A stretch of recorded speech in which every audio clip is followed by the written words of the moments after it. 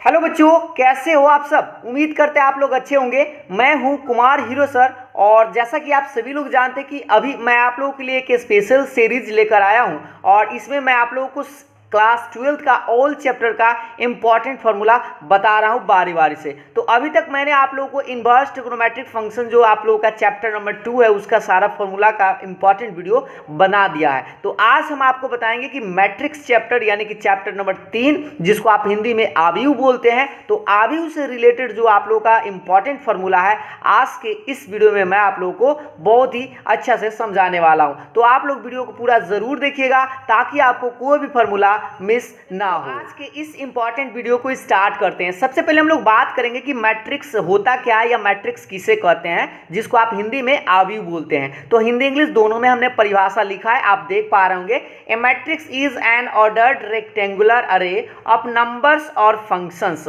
मतलब यह कि मैट्रिक्स है क्या, तो संख्याओं या फलनों का एक आयताकार क्रम विन्यास है। मतलब यह आपको सीधा सा ऐसे समझना है कि संख्याओं या फलनों को हम एक आयताकार बॉक्स में सजा देते हैं तो वह मैट्रिक्स या आव्यूह कहलाता है। और जनरली तौर पर it is denoted by capital letters, यानी कि मैट्रिक्स को हम जब भी डिनोट करते हैं तो कैपिटल लेटर्स में डिनोट करते हैं, जैसे ए बी सी या एक्स वाई जेड। इस तरह से कभी भी आप मैट्रिक्स को स्मॉल लेटर्स में डिनोट नहीं कीजिएगा, ठीक है। जैसे कुछ उदाहरण के माध्यम से हम इस बात को समझते हैं। जैसे यहाँ पर आप देख पा रहे होंगे आपके पास 4 गो नंबर्स है, 2 3 4 5, और इस नंबर्स को हमने क्या किया, एक आयताकार बॉक्स में रख दिया, सजा दिया, तो ये आपका मैट्रिक्स कहलाएगा। जैसे यहाँ पर आप कुछ फंक्शन था आपके पास cos x sin x cos x, और आपने क्या किया, इस बॉक्स में एक आयताकार क्रम में आपने इसको लिख दिया, या आप इसको ऐसे स्मॉल ब्रैकेट में भी लिख सकते हैं। तो मैट्रिक्स को दो तरह से आप यूज कर सकते हैं, इस तरह से बड़ा ब्रैकेट में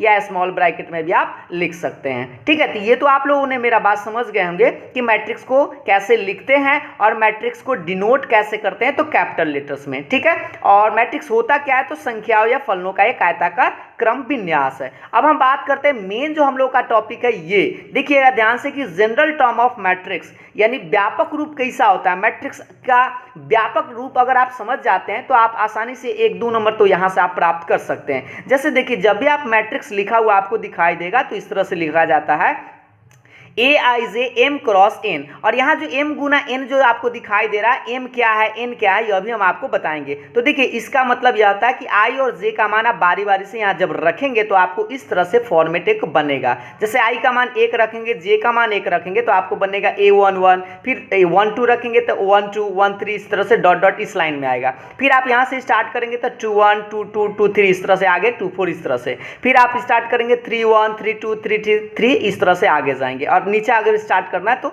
और उसके बाद रही बात कि आपको एगो बात याद दिला दे कि इसको हम लोग बोलते क्या, इस लाइन को बोलते हैं रो, और जिसको आप हिंदी में पंक्ति बोलते हैं। और ये दूसरा लाइन है और ये तीसरा लाइन है। तो देखिए ये जो सूता हुआ लाइन रहेगा ना, सूता हुआ को हम लोग क्या बोलेंगे, रो, जिसको आप हिंदी में पंक्ति बोलते हैं। तो ये पहला रो है, ये दूसरा रो है और ये तीसरा रो है, ठीक है। और ये खारा वाला लाइन जो आपको दिखाई दे रहा है, ये दूसरा और ये तीसरा, इसको C1 C2 C3 अर्थात कॉलम, जिसको स्तंभ हिंदी में बोलते हैं। तो आप लोगों को बस इसमें यही समझना था कि इसको सूता हुआ लाइन जो है ना उसको रो यानी पंक्ति बोलते हैं, जो खारा लाइन है उसको कॉलम यानी कि स्तंभ बोलते हैं, ठीक है। और यहाँ जो आपको ये दिखाई दे रहा था m गुना n, m गुना n क्या है, तो ऑर्डर है, जिसको आप हिंदी में कोटि बोलते हैं। तो कोटि याद रखिएगा, जब भी आप कोई मैट्रिक्स का कोटि या ऑर्डर लिखने की बात करें तो आप लिखेंगे m गुना n। और m है क्या, n क्या है, तो m क्या है, रो की संख्या है, और n क्या है, तो कॉलम की संख्या है। मतलब कितना इसमें रो है फिर इसमें कितना कॉलम है, ये आप काउंट करके दोनों को गुना के रूप में ही लिखेंगे, न कि इसको गुना करके लिखेंगे। बस आपको गुना के रूप में लिख देना है, ठीक। अब इस बात को आगे समझते हैं कि कुछ टाइप्स ऑफ मैट्रिक्स आपको समझने होंगे, ठीक है। जैसे यहाँ पर आप देख पा रहे होंगे कि टाइप्स ऑफ मैट्रिसेस, जिसको आप हिंदी में बोलते हैं आव्यूहों के प्रकार। जैसे पहला आपका मैट्रिक्स का प्रकार समझना है, रो मैट्रिक्स, जिसको आप हिंदी में पंक्ति आव्यूह बोलते हैं। दूसरा कॉलम मैट्रिक्स, जिसको आप हिंदी में स्तंभ आव्यूह बोलते हैं। तीसरा है जीरो मैट्रिक्स, जिसको आप हिंदी में शून्य आव्यूह बोलते हैं। तो रही बात कि रो मैट्रिक्स किसे कहते हैं, कॉलम मैट्रिक्स किसे कहते हैं, जीरो मैट्रिक्स किसे कहते हैं, समझिएगा एक एक लाइन में आप याद रख सकते हैं। रो मैट्रिक्स कहने का मतलब जिसमें सिर्फ और सिर्फ एक रो हो। जैसे इसमें सिर्फ देखिए एक रो लिखा हुआ है, रो अभी हम आपको बताएं कि सूता हुआ लाइन को रो बोलते हैं। तो देखिए इसमें ए गो रो है, इसमें भी ए गो रो है, तो इसको रो मैट्रिक्स बोलेंगे। कॉलम कितना भी हो उससे मतलब नहीं है, बस रो की संख्या सिर्फ और सिर्फ ए गो होगा तो उसको रो मैट्रिक्स बोलेंगे। लेकिन अगर ये कॉलम ए गो आ जाए और रो कितना भी हो तो इसको हम कॉलम मैट्रिक्स बोलेंगे। और जीरो मैट्रिक्स मतलब सारा एलिमेंट अगर उसका जीरो है तो उसको जीरो मैट्रिक्स बोलते हैं। ये बात तो आप लोगों ने समझ लिया होगा। अब हम आगे की बात करते हैं। अब हम आगे की तरफ बात करते हैं, इस पेज को साइड करते हैं, गौर से देखिएगा। यहां से आपको स्पष्ट दिखाई दे रहा होगा कुछ कि यूनिट मैट्रिक्स क्या होता है, कहाँ या भी। और जानते हैं ये वाला यूनिट मैट्रिक्स इंपॉर्टेंट टॉपिक है और इससे आपको 1 नंबर का डायरेक्ट सवाल पूछा जाता है। यूनिट मैट्रिक्स को आप जनरली आई से डिनोट करते हैं और इसमें आपको 2 ऑर्डर में या 3 ऑर्डर में लिखा जाता है। जैसे 2 ऑर्डर में अगर आपसे पूछा जाए कि इकाई अवयव क्या होता है तो आप याद रखेंगे 1001, ठीक है। लेकिन यही 3 ऑर्डर में तो 100010001, या आप इसको ऐसे याद रख सकते हैं कि ये जो विकर्ण है ना, ये विकर्ण में एक एक होना चाहिए, बाकी सब 0 होना चाहिए, ठीक है। तो उसको हम यूनिट मैट्रिक्स या इकाई अवयव बोलते हैं। अब नेक्स्ट है स्क्वायर मैट्रिक्स, जिसको आप वर्ग अवयव बोलते हैं। यह भी सवाल बहुत बार पूछा गया कि स्क्वायर मैट्रिक्स किसे कहते हैं। तो आपको याद रखना है ए मैट्रिक्स ए बराबर ए आई जे, जो m क्रॉस n का एक मैट्रिक्स है, इज ए स्क्वायर मैट्रिक्स। ये स्क्वायर मैट्रिक्स कब कहा जाता है, जब m बराबर n। तो आपको बस इतना याद रखना है कि ये मैट्रिक्स स्क्वायर मैट्रिक्स मतलब वर्ग अवयव कब कहा जाएगा, जब इसका नंबर ऑफ रो और नंबर ऑफ कॉलम दोनों इक्वल हो। बस इतना याद रखिएगा, m बराबर n के होता है, ठीक है। तो स्क्वायर मैट्रिक्स कहा जाएगा। उसके बाद बात करते हैं इक्वल मैट्रिक्स यानी कि समान अवयव। तो 2 matrices a and b are said to be equal written as a बराबर b। मतलब कि दो अगर मैट्रिक्स a और b है, ये दोनों को इक्वल कब कहा जाएगा और उसको लिखते कैसे हैं अगर इक्वल होगा तो a बराबर b। If they have the same order and their corresponding elements are same. इसका मतलब यह समझिएगा ध्यान से कि दो अवयव ए और बी समान अवयव होगा यदि उनके कोटि पहले बराबर होने चाहिए एवं संगत अवयव समान हो। सबसे पहले बात समझिएगा कि दो मैट्रिक्स जो है वह इक्वल मैट्रिक्स कब कहा जाएगा, जब दोनों ऑर्डर सेम टाइप का हो और उसके बाद जो कॉरेस्पॉन्डिंग एलिमेंट्स है मतलब संगत अवयव है वह भी उसका सेम होना चाहिए। तब हम उसको लिखते कैसे हैं, तो ए बराबर बी। इस बात को थोड़ा सा उदाहरण के माध्यम से इधर समझते हैं। जैसे मान लीजिए कि ये आपको एक मैट्रिक्स दिखाई दे रहा है, एक्स वाई जेड डब्ल्यू इसमें एलिमेंट है, इसमें a b c d element है। तो अब गौर से देखिए, अगर ये दोनों इक्वल मैट्रिक्स हुआ तो हम क्या कर सकते हैं कि इसका पहले ऑर्डर देख लीजिए, 2 गुने 2 का, इसका भी 2। देखिए एगो रो 2 गो रो और एगो कॉलम 2 गो कॉलम, तो 2 गुने 2 इसको बोलेंगे। इसमें भी 1 और 2, तो यानी 2 गो रो है, इसमें भी 2 गो कॉलम है, तो 2 गुने 2 बोलेंगे। और दोनों इक्वल होगा कब, जब x किसके बराबर हो, x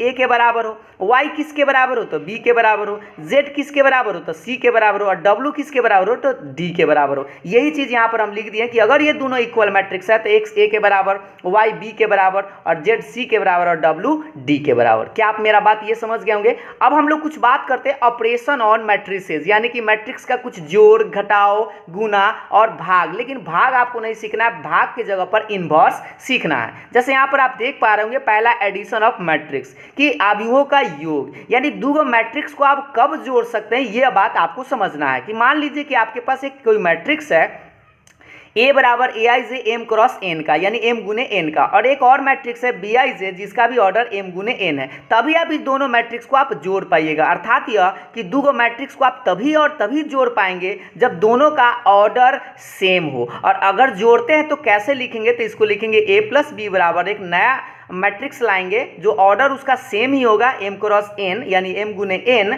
तो आप क्या करेंगे, संगत अवयव को संगत अवयव के साथ जोड़ देंगे और उसका नया जो ऑर्डर बनेगा वह पुराना ऑर्डर जो था वही बनेगा। यानी सीधी सी बात आपको ऐसे याद रखना है कि दो मैट्रिक्स को आप कब जोड़ सकते हैं, जब दोनों का ऑर्डर सेम हो। और जोड़िएगा कैसे, तो संगत अवयव सामना सामने आप इसको जोड़ दीजिएगा, ठीक है। और ये सब जब हम एग्जाम्पल्स आपको पेश करेंगे ना कुछ, तब आपको ये वाला बात ज्यादा अच्छा से समझ में आएगा। उसी तरह से बात करते हैं कि दो मैट्रिक्स का घटाव कब कर सकते हैं। तो मान लीजिए मैट्रिक्स को दो घटाव कब कर सकते हैं, जब दोनों का ऑर्डर सेम हो, तभी हम उसको घटा सकते हैं। और भाई घटाएंगे कैसे, तो बस कॉरेस्पॉन्डिंग एलिमेंट्स में आप उसको घटा लीजिएगा, मतलब सामना सामने एलिमेंट जो होगा उसको उससे घटा लीजिएगा, आसानी से आपको निकल जाएगा। तो यहां तक तो आप लोगों ने समझ रखा होगा कि मैट्रिक्स का ऑपरेशन कितने टाइप का। तो फिलहाल आपको हम 2 टाइप के बताएं, एक एडिशन और एक सब्सट्रैक्शन। अब हम बात करते हैं मल्टीप्लिकेशन के बारे में।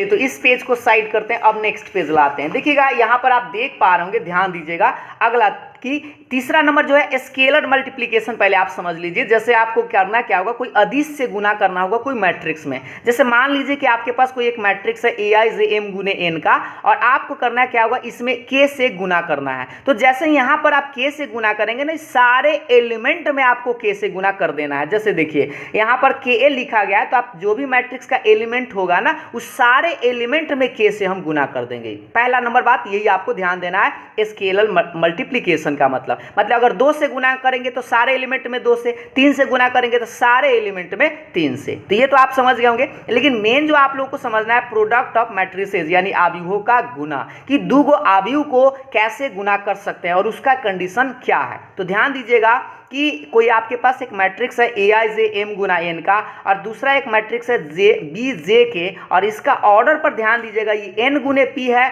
और ये m गुने n है। अर्थात कि दो गो मैट्रिक्स इस तरह से अगर रहे तो अभी हम AB एग्जिस्ट करेगा। अर्थात अगर नया AB जो आएगा वो कैसे आएगा, तो CIK और m गुना p का आएगा। ये बात आपको अभी नहीं समझ में आया होगा, इसको थोड़ा सा इधर से समझते हैं हम लोग, कि दो गो मैट्रिक्स का गुना आप तभी कर पाएंगे जब number of column of A बराबर होना चाहिए number of rose of B। Hindi में A के जो स्तंभों की जो संख्या है वह B के पंक्तियों की संख्या के बराबर होनी चाहिए। अगर पहला का स्तंभ दूसरा के पंक्ति के बराबर नहीं है तो समझिएगा कि A और B में गुना करना संभव नहीं है। लेकिन अगर A के स्तंभ की संख्या मतलब कॉलम की संख्या B के रो की संख्या के बराबर है तो उसका गुना किया जा सकता है। जैसे देखिए यहाँ पर आप देख पा रहे होंगे m गुने n था, यहाँ पर n गुने p था, तो देखिए इसके बाद वाला और इसके पहले वाला बराबर होना चाहिए। जैसे देखिए a का कॉलम कहने का मतलब बाद वाला होता है, तो इसका कॉलम और इसका रो अगर बराबर है तभी इसमें गुना किया जा सकता है, अन्यथा गुना किया नहीं जा सकता। तो बस आपको इतना ही याद रखना है कि दो गो मैट्रिक्स गुना कब कर सकते हैं, जब पहला का कॉलम और दूसरा का रो बराबर हो, तब उसका गुना पॉसिबल है। ठीक है, तो बस आपको इतना समझना है। उसके बाद अब जो आप लोगों को आता है एक नंबरिया सवाल में जो एक नंबर का बात है और डायरेक्ट आपसे फॉर्मूला से यहां से पूछता है कैसे, ट्रांसपोज ऑफ ए मैट्रिक्स यानी आव्यूह का परिवर्त क्या होता है। तो सबसे पहले हम आपको बता दें आव्यूह के परिवर्त को बउआ हम ऐसे लिखते हैं a के पावर डैश से या a के पावर t से। तो होता क्या है ये समझ लेते हैं हम लोग पहले, कि मान लीजिए आपके पास कोई एक मैट्रिक्स है AIJ और इसका ऑर्डर क्या है m गुने n, और ये कोई मैट्रिक्स है। अगर आप इस मैट्रिक्स का ट्रांसपोज निकालना चाहें मतलब परिवर्त निकालना चाहें तो आप इसको पहले ऐसे लिख देंगे, और आपको करना क्या कि I के बाद जो j है वो हो जाएगा JI, और m गुने n जो था वो n गुने m हो जाएगा। मतलब यह सीधा से ऐसे समझना है कि कोई भी मैट्रिक्स का अगर आप ट्रांसपोज करते हैं तो उसका ऑर्डर चेंज हो जाएगा, यानी m गुने n जो था वो n गुने m हो जाएगा, और उसका एलिमेंट का स्थान भी परिवर्तन हो जाएगा। जैसे रो में जो लिखा हुआ हो उसको आप कॉलम में लिख देंगे, और जो कॉलम में लिखा हुआ हो वो रो में खुद लिखा जाएगा अगर आप रो को कॉलम में कर देते हैं तो पहला बात ये समझ लीजिए कि कोई भी मैट्रिक्स का ट्रांसपोज कैसे निकालेंगे, तो बस उसके रो को आप कॉलम में लिख दीजिए और कॉलम को रो में आसानी से उसका ट्रांसपोज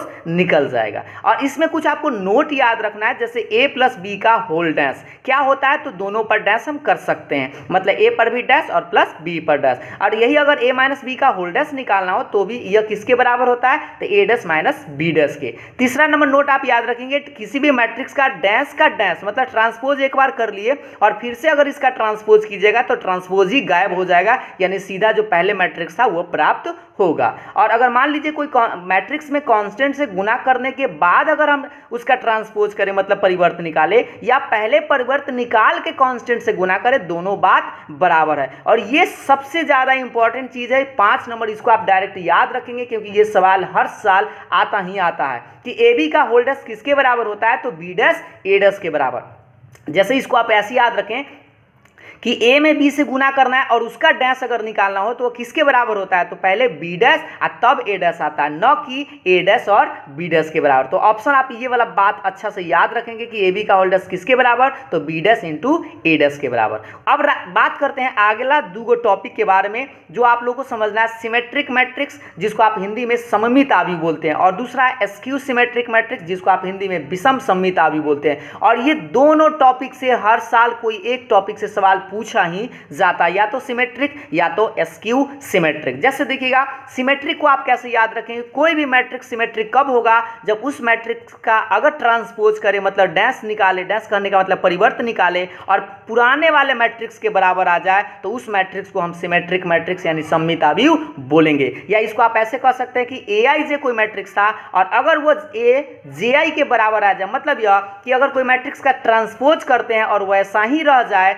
मतलब ए डस निकाले और पहले के जैसा रह जाए तो उसको सिमेट्रिक बोलेंगे। या आप इसी तरह से याद रख सकते हैं ए आई जे अगर जे आई के बराबर है तो आपसे दो तरह से सवाल पूछता है, तो पहला कंडीशन तो आपको इस तरह से ऑप्शन मिल रहेगा, या अगर ऐसा ना रहे तो आपको ऐसा ऑप्शन मिलेगा। अगर ऐसा है तो ये सिमेट्रिक है। और यही चीज एस्क्यू सिमेट्रिक कब होता है, जब ए डस किसके बराबर हो, तो माइनस ए के बराबर हो। या इसी को हम ऐसे लिख सकते हैं ए जे आई बराबर माइनस ए आई जे। ठीक है, तो बस आपको याद क्या रखना है कि सिमेट्रिक मैट्रिक्स कब होता है, जब ए डस ए के बराबर हो या ए आई जे आई के बराबर हो। या एस्क्यू सिमेट्रिक कब होता है, जब ए डस माइनस ए के बराबर हो, या आप इस कंडीशन को भी याद रख सकते हैं। ठीक है, तो दोनों कंडीशन को आप याद रखेंगे और ताकि आपको दोनों में अगर ऑब्जेक्टिव पूछे तो गड़बड़ाए नहीं। तो चलिए नेक्स्ट बात पर बात करते हैं, आगे देखिएगा। अगला जो आप लोगों का फॉर्मूला है यहाँ पर आप गौर से देखेंगे, ये आपको सब्जेक्टिव में काम करेगा क्योंकि एक सवाल पूछ देता है कि एक मैट्रिक्स को दो भाग में बांटिए। पहला कैसे कैसे ध्यान दीजिएगा,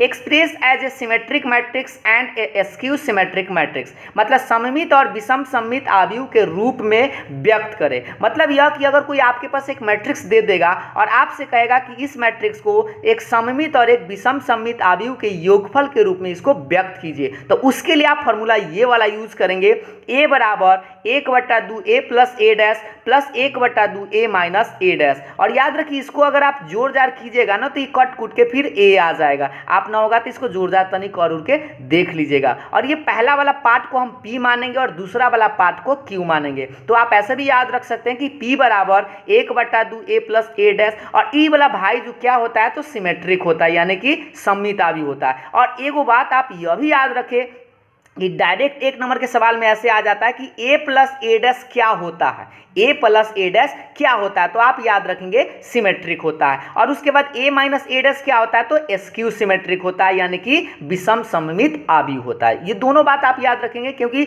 ये दोनों सवाल पूछा गया था कि ए प्लस ए डैश क्या है तो सिमेट्रिक होता है, ए माइनस ए डैश क्या होता है तो एस्क्यू सिमेट्रिक यानी कि विषम सममित आव्यूह होता है। ठीक है, तो आप इस तरह से ये वाला बात कब याद रखेंगे, जब आपसे कहा जाए कि एक मैट्रिक्स को आप एक सममित और एक विषम सममित आव्यूह के योगफल के रूप में व्यक्त करें, तो P बराबर ये वाला फॉर्मूला याद रखेंगे और इसको सिमेट्रिक बोलते हैं, और Q बराबर इसको क्या बोलते हैं, एस्क्यू सिमेट्रिक। ठीक है, और लास्ट में आप लोगों को दो चीज और याद रखना है, यहाँ पर आप लोग देख पा रहे होंगे एलिमेंट्री ऑपरेशन और मैट्रिसेस आव्यूहों पर प्रारंभिक रूपांतरण जिसको बोलते हैं। तो खास करके ये बात तो आप समझ लीजिए, लेकिन अगर आप इससे सवाल थोड़ा सा कठिन टाइप का बन जाता है, जो स्टूडेंट जो इसमें फंस जाता है, बस थोड़ा सा जानकारी के लिए आप ऐसे याद रख सकते हैं कि आर आई को इंटरचेंज कर सकते हैं आर जे में, ये ऑपरेशन कर सकते हैं। उसी तरह से दूसरा है आर आई को चेंज कर सकते हैं के आर आई में, और तीसरा ऑपरेशन है आर आई को चेंज कर सकते हैं आर आई प्लस के आर जे में। उसी तरह से यहाँ से हम रो वाइज लिखें, इसी को हम कॉलम वाइज भी कर सकते हैं। तो ये तो खैर आप तभी समझ पाइएगा जब हम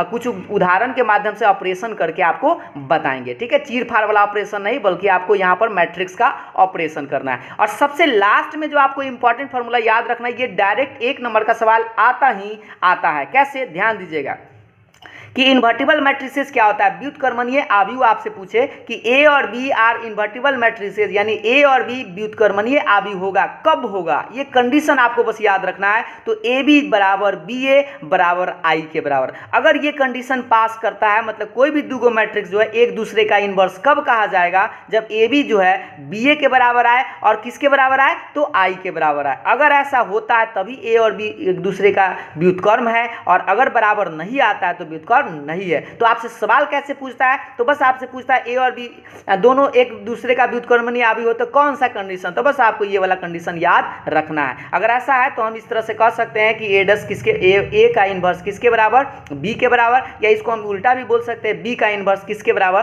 तो ए के बराबर। ठीक है, तो इस तरह से हमने आपको पूरा प्रयास किया है कि मैट्रिक्स में जो भी आपका इंपॉर्टेंट फॉर्मूला है उस सारे फॉर्मूला को इस वीडियो में हमने आपको बताने का प्रयास किया है, और उम्मीद है आपको ये सारे फॉर्मूला समझ में भी आ गया होगा और आप आप लोगों को याद भी आ गया होगा। तो अंत में हमें आप लोगों से यही कहना है कि अगर आप लोगों को वीडियो अच्छा लगा हो तो लाइक शेयर जरूर करिएगा और दोस्तों के साथ जितना हो सके शेयर जरूर करें, और आप अपना राय विचार हमें कमेंट के माध्यम से जरूर बताएंगे। तो फिर मिलते हैं नेक्स्ट टॉपिक के साथ, नेक्स्ट वीडियो में डिटरमिनेंट के साथ। तब तक के लिए बाय बाय, थैंक यू।